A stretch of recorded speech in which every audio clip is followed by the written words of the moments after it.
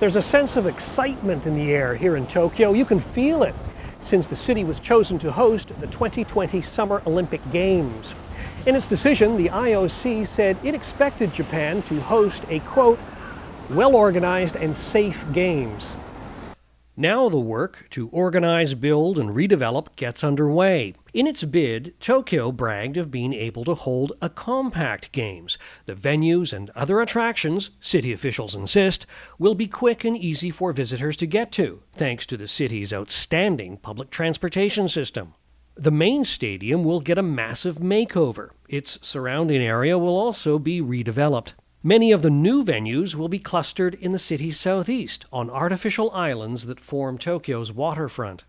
Japanese organizers point to a range of benefits that can come with having the Olympics. Economic stimulus, the chance to shine the world spotlight on Tokyo and its efficiency, and to help heal the emotional scars left behind by the 2011 earthquake, tsunami, and nuclear crisis in Tohoku. For now, it seems, the Games have broad backing. One government poll says that more than 90% of the Japanese public support having the 2020 Games in Tokyo. いろいろな意見あると思うんですけど、僕は賛成の方で、みんなその希望になればいいかなと思うんで、みんなで頑張って盛り上げて、日本全体が良くなれば僕はいいかなと思っています。日本でやることによって復興とか、経済の発展があるので、それに向けてちゃんと進んでくれる政府とかが巻き込んで進めるなら、僕自身はオリンピックっていうことで7年後に向けて経済だったりとか復興支援が進むと思うので、そういう意味では賛成です。やっぱ7年後、今の子どもたちがやっぱ夢を自分が出たいとかそういう夢を見られるっていうのがすごいいいなと思ってます。Well, we at the ACCJ are absolutely thrilled that Tokyo has been selected as the host city for the 2020 Olympic Games.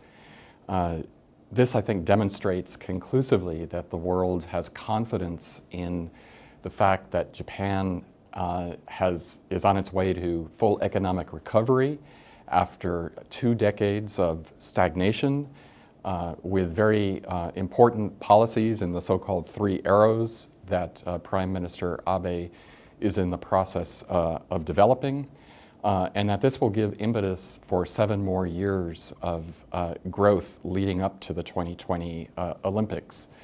But I think even more importantly than the economic benefits, which are going to be considerable, is the benefits that we'll have for Japan's collective psyche, thinking back to just 2 years ago and what happened with the terrible triple disaster in Tohoku.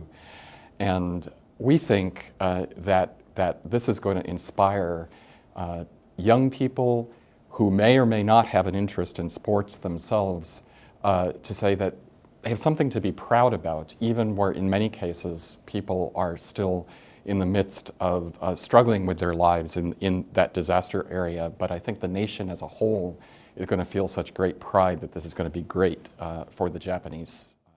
But there are detractors. They point to the uncertain situation at the Fukushima nuclear power plant, as well as all the unfinished work in the disaster zone. Only a tiny fraction of the new housing slated for the area has been completed. And they question whether Japan can afford to throw such an expensive party. After all, the country has the highest fiscal debt to GDP of any industrialized country. Rush hour commuting, a crush even in the best of times, could become insufferable during those 3 weeks. But while Tokyoites look ahead to 2020, some have the benefit of being able to look back to 1964, when the city hosted the Olympic Games for the first time. The Olympics transformed the reputation and the standing of this country in the world, the Japanese felt. So it was with a great deep sigh of relief that everybody saw the beautifully conducted Tokyo Olympics unroll, and everyone found something to love in it. Henry Scott Stokes arrived in Japan in time for the 1964 Games to unfold as a young correspondent for the Financial Times. The Olympics was very much on my mind, as of anybody who is approaching Japan for the first time or for the last time. It is just an astounding reality that Asia was producing a country that actually could match the West in terms of industrial technology. The Japanese were just so proud to be noticed. They knew, at least some of them knew, that Japan had had a ghastly press for the last 15 years of the era of militarism, roughly 1931 to 45. And the Japanese general public was aware that nothing could have horrified us more in England, let's say, than the death marches, the Bataan March, the prisoner of war camps, the photographs, the drawings. It was terrible stuff. While the Japanese themselves might not have been faced with those materials, we were faced with them in England all the time. And there was a desire to have esteem, to be bathed in mild sunlight, to be accepted on a human level. The Japanese of that generation felt that, and my God, they got a little bit of it through the Olympics. The veteran journalist sees some similarities taking place in Japan now compared with the situation back then. It's 1964 all over again, I think. The Japanese reputation in the world has slumped. They are regarded as sort of failures, and that reversal that's now taking place with the prospect of 2020 is something for which the Japanese today feel heartfelt thanks. So let the Games begin in 7 years' time. Until then, Tokyo will launch into a construction frenzy as it prepares to host the biggest sporting event in the world.